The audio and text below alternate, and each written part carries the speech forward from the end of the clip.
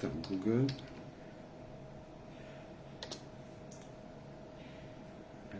Cause.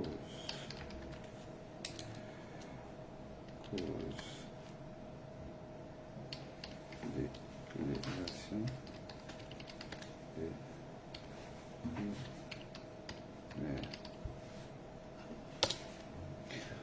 la beauté de la médecine aussi, c'est que on ne sait pas tout. Parfois, on ne comprend pas tout. On cherche.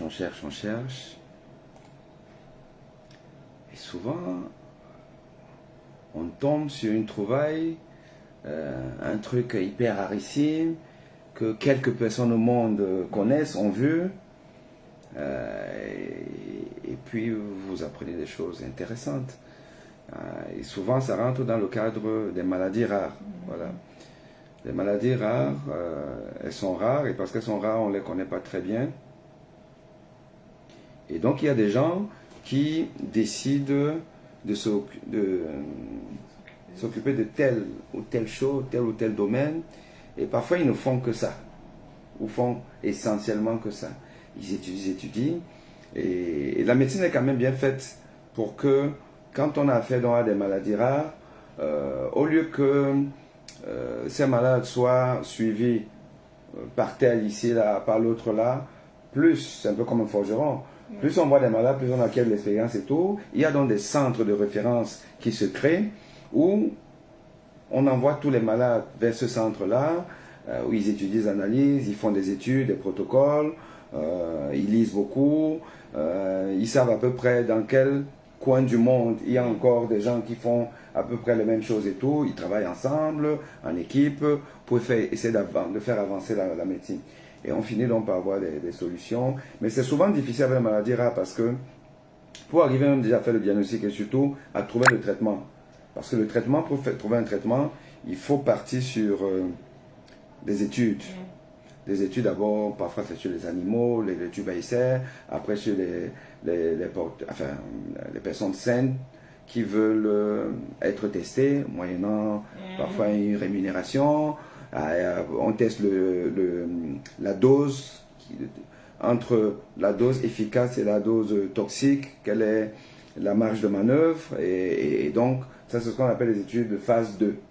Et donc après les études de phase 2, on a pu savoir quelle est la dose qui est efficace sans être toxique. On va maintenant dans les études de phase 3. Les études de phase 3, on va donc tester une population plus importante de patients à qui on donne le médicament qu'on teste versus un groupe de moins qui n'a pas ce médicament, ou le groupe a déjà un médicament qui est connu, voilà, ou alors le groupe n'a pas de médicament, comme dans les maladies rares où on n'a pas encore de médicament, et on compare en double aveugle. Le double aveugle, cher internaute, parce que je suis en train de faire mon enseignement pour mes étudiants de médecine et puis les curieux qui veulent apprendre. Je suis avec une patiente qui me pose un problème assez compliqué, et donc je vais partager avec vous ce problème-là. Et donc je disais, on ne vous voit pas, hein, donc ne vous inquiétez pas. Donc je disais que dans cette étude de phase 3, où on teste donc groupe, ceux qui on donne le médicament versus un groupe à qui on ne donne pas le médicament, c'est le groupe contrôle. Le médecin qui donne le médicament, vous venez peut-être là, moi j'ai le laboratoire ou bien enfin, le groupe scientifique qui fait cette étude-là m'a envoyé 2 cartons. Dans un carton, il y a le médicament qu'on teste. Dans l'autre carton, il y a ce qu'on appelle le placebo. Voilà. Mais moi, je ne sais pas où il y a le principe actif. Je ne sais pas. Je prends, je vous donne. Vous ne savez pas ce que vous prenez. Donc, je ne sais pas, vous ne savez pas. C'est ce qu'on appelle le double aveugle. Et ceci, ça n'a pas été fait au hasard. Pour qu'il n'y ait pas de biais de sélection des malades. Parce que si moi, je sais où est le médicament qu'on teste versus l'autre, imaginons que vous êtes ma chérie, vous êtes ma tante, vous êtes un ami. Je me dis quand même, sa maladie, je ne veux pas qu'elle meure et tout. Et moi, j'ai la conviction que le médicament est bon. Je vais vous mettre dans ce groupe. Ou alors, je me dis, ah, le médicament là, il est dangereux, je ne crois pas à ça et tout, je ne vais pas vous le donner. Donc, il y a déjà un biais de sélection. Et vous-même, vous ne savez pas, parce que si vous savez, alors que vous voulez absolument avoir le médicament qu'on teste, parce que vous n'en pouvez plus, vous ne voulez pas prendre le risque et tout. Or, si vous savez donc que c'est le placebo qu'on vous a donné, ben, vous allez courir vers un autre pays, machin, tout ce médicament est déjà peut-être donné, ou alors il y a une alternative, vous prenez ça, vous comprenez un peu. Donc, on est en double aveugle, ça fait que, à la fin, quand on sort les résultats, c'est des résultats qui sont bons. Si le médicament a démontré que dans le groupe des gens qui prennent le médicament, parce qu'après on va faire ce qu'on appelle donc une levée du double aveugle et on va voir où est-ce qu'il y a eu de bons résultats ou pas. Si le groupe qui a eu le médicament a plus d'effets bénéfiques, avec des analyses statistiques qu'on sait faire et tout, on dit bon, ça, ce médicament, voilà comment les médicaments arrivent sur le marché, on vous donne ça parce que ils sont passés par l'épreuve des études randomisées, contrôlées, en double aveugle. Randomisé, ça veut dire qu'on vous tire au sort. Voilà. Voilà comment est-ce qu'on arrive. Alors, la difficulté des maladies rares, comme ce que vous avez, enfin, je ne peux pas encore dire que c'est une maladie, mais il y a quand même, on sait qu'il y a quelque chose d'anormal. Avoir les D-dimères élevés, en général, il y a toujours une cause à l'élévation des D-dimères. Et les D-dimères, c'est quoi? Vous savez un peu vous expliquer ce que c'est? Ah, tout à fait. Ce que j'ai compris, c'est que c'était quelque chose qui détruisait quand autre chose se formait. Mais j'ai pas. Alors, le sang circule. Ouais. Le sang circule parce qu'on a besoin du sang pour nourrir nos cellules, nos tissus. On a besoin du sang. Donc le sang est riche en beaucoup de choses, parmi lesquelles il y a ce qu'on appelle les éléments figurés du sang, les éléments qui peuvent permettre soit au sang de se coaguler ou alors d'être fluide. Et il y a donc un système d'équilibre entre la coagulation et la fibrinolyse. Fibrinolyse, ça veut dire que quand on détruit les caillots de sang pour que ça ne s'agglutine pas. Alors, on peut être dans des situations où le sang va plutôt coaguler. Si le sang coagule, peut-être parce qu'on a fait un long voyage, 6 heures, 8 heures, 12 heures, on n'a pas bougé et tout. Et si on a un peu assez susceptible à coaguler, on va coaguler. Ou alors on a eu une fracture, on a un plâtre, et puis le plâtre, le membre ne bouge pas. Ça peut coaguler si on ne donne pas des médicaments pour fluidifier le sang.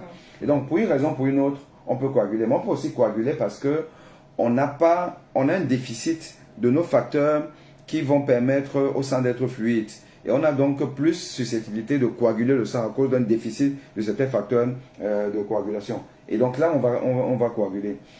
Et donc, quand on coagule le sang, puisque l'organisme doit être toujours en équilibre, les facteurs qui vont donc venir détruire ce sang coagulé là vont abonder à l'endroit où le sang a coagulé. Et il y aura donc destruction de ces caillots. Et la destruction des caillots, ces caillots-là sont riches en fibrinogènes. Fibrine, donc c'est tout ce qui coagule. Et donc, la destruction de ces caillots, c'est en train de la destruction de la fibrine. Et la destruction de la fibrine, donc les débris de la fibrine s'appellent donc les D-dimères. Et donc, finalement, quand on a les D-dimères qui sont élevés dans le sang, ça veut dire que très probablement, il y a eu formation de caillots et destruction de ces caillots. Mais la destruction de caillots ne veut pas dire qu'on a détruit tous les caillots. Les caillots sont toujours là, ça va aller au niveau des poumons et entraîner une embolie pulmonaire. Mais le processus de fibrinolyse se fait aussi, ça fait que dans le sang, on aura un taux de D-dimères plus élevé qu'à la normale. Alors, mais, il n'y a pas que les caillots en tant que tels qui peuvent entraîner ça. Toute infection pulmonaire et autres, va entraîner le processus de fibrinolyse. Donc on aura beaucoup de D-dimères dans le sang. Les personnes âgées qui vont chuter et rester allongées pendant longtemps, on appelle ça la rhabdomyolyse. C'est les muscles qui vont finalement être aussi abîmés et tout ça là. Et comme dans les muscles, il y a de la fibrine, donc ça va se déverser dans le sang, il y aura. Donc il y a plusieurs causes d'élévation des D-dimères. Donc quand un malade vient et il a il est essoufflé, machin truc et tout. S'il est essoufflé, c'est peut-être qu'il y a des caillots de sang qui sont partis au niveau des poumons. On va donc faire les dédimères. On va voir que les dédimères sont élevés. Et on va aller faire dans l'angioscanner, comme vous avez eu, et on verra qu'il y a des caillots. On va donc parler d'embolie pulmonaire. Et comme, en général, ça ne caille pas directement au niveau des poumons. Souvent, c'est au niveau des jambes. C'est pour cette raison qu'on vous a fait le Doppler. Parce que ça vient souvent de là. Et tout. Et quand on n'a rien de tout ça là, donc on n'a pas de preuve que c'est le sang qui a coagulé. Donc c'est une maladie thromboembolique. On va chercher d'autres causes, parmi lesquelles est-ce qu'il y a une infection. S'il y a une infection, on aura la CRP. La CRP, c'est un marqueur d'inflammation. La CRP est normale, on fait d'autres éléments, on ne voit rien, bon, on est embêté. Je vous assure qu'en ce moment-là, on est embêté. Bon, on est content parce qu'on n'a rien trouvé, mais vous êtes quand même un peu essoufflé, c'est ça, non? Ouais, et puis surtout, j'ai des douleurs. Alors, par contre, c'est pas des douleurs franches, mais des fois, ça va être là pendant 5 minutes, et puis après, ça va être dans le bras pendant 5 minutes. Des fois, là, depuis ce matin, c'est dans la jambe. Alors, je comprends donc, pas trop. je fais une échographie à ma patiente parce qu'il y a quand même un problème d'essoufflement, voilà. Et puis dans ce contexte-là, il faut quand même il faut vraiment éliminer tout. Donc je fais une échographie du cœur, l'échographie est normale. Les pressions au niveau des poumons sont normales. Voilà. Donc moi j'élimine une cause cardiaque. On a éliminé une cause de coagulopathie en tant que maladie thromboembolique. Il n'y a pas d'infection parce que là j'ai le bilan, la CRP est normale et tout. Mais elle a des dédimères qui sont élevés. Des dédimères, j'avais vu là plus de 1000. Attends, c'était combien? 1150, je crois, les derniers. 1150. Voilà. 1150 de dédimères. Et elle a eu plusieurs prises de sang, et donc plusieurs taux de dédimères, mais toujours élevés, en sachant que la norme, ça doit être inférieur à 500 nanogrammes par millilitre. Donc vous avez un peu plus du double. Voilà. Avec une CRP qui est normale. Alors, cher médecin, moi je vous pose la question parce que c'est quoi? Qu'est-ce que ça peut être? Quelle est la piste qu'il faut rechercher? Parce qu'on est dans une notion de syndrome, entre guillemets, d'élévation des dédimères. Donc, élévation isolée des dédimères chez une patiente un peu essoufflée, un peu de bizarrerie, de symptômes à gauche, à droite. Et tout ça, effectivement, ça peut nous renvoyer vers une anomalie rare. J'ai pas envie de dire maladie rare, mais voilà, c'est quand même quelque chose d'inhabituel. Et donc, vous qui êtes en ligne, cher médecin, est-ce que vous avez une idée?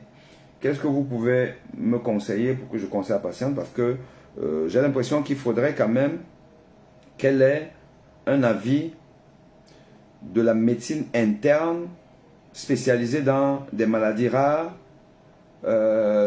concernant entre autres la coagulation, parce que les dédimères c'est la coagulation, maladies inflammatoires, mais bon là j'ai la CRP qui est normale, les maladies du système, quelque chose de comme ça, je ne sais pas trop, voilà, je dis ça comme ça, parce que j'aimerais bien pouvoir trouver une solution à son problème. Bon, elle est venue voir pour un avis cardio, mais bon, à partir du moment où elle est déjà rentrée dans mon cabinet, c'est ma malade et il faut qu'elle sorte avec une solution. Peut-être pas aujourd'hui, parce que je ne vous donnerai pas une solution aujourd'hui, mais on reste en contact. Et dès que j'ai une idée, je vous contacte. Mais déjà, ce que je vais dire, c'est que, oui, effectivement, on ne peut pas simplement se contenter de dire que bon, on n'a rien trouvé, bon, on reste là. Il faut trouver une solution à ça. Et on a la chance d'être dans un pays développé en termes de santé publique, médicale. Je suis sûr que je trouverai un centre hospitalier universitaire qui a la compétence dans ce genre de bizarrerie. Allez, j'attends en inbox où là vous m'envoyez vos avis parce que les réseaux sociaux, Facebook, TikTok, YouTube et les autres, c'est aussi fait pour ça. C'est un réseau social de scientifiques, de recherche scientifique, d'avis scientifiques pour le bien de nos malades. À bientôt. Ciao.